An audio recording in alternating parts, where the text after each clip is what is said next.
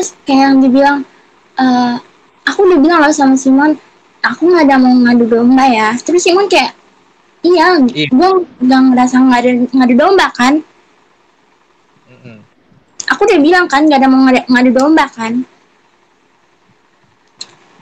Terus maksudnya kayak, enggak loh, aku pun ngomong ke si Bang Simon ini kan karena Bang Marco ini kan nggak bisa ngejelasin kenapa.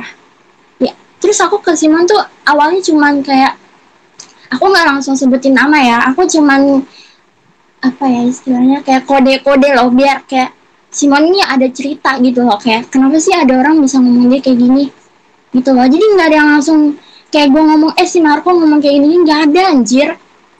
Gue awalnya cuman kayak bener-bener nge ke kode-kodein si Simon biar si Simon tuh cerita. Terus si Simon lagi bilang akhirnya janji nggak akan pernah Iya, bilang aku udah. sorry aku potong tok. Berarti udah dapat kan deh Simon. Ito ini penasaran kenapa si Marco melarang Layak berhubungan sama dia kan gitu kan intinya. Iya. Langsung nanya ke Layak langsung. Nah itu yang jadi masalah. Ya otomatis ya tok ya. Kalau itu seandainya aku jadi Layak Simon, kok pencitraan habis-habisan laku. Salah itu nanya kalau mau tahu orang itu busuknya kayak mana. Kok jangan nanya sama kawannya, tanya sama musuhnya.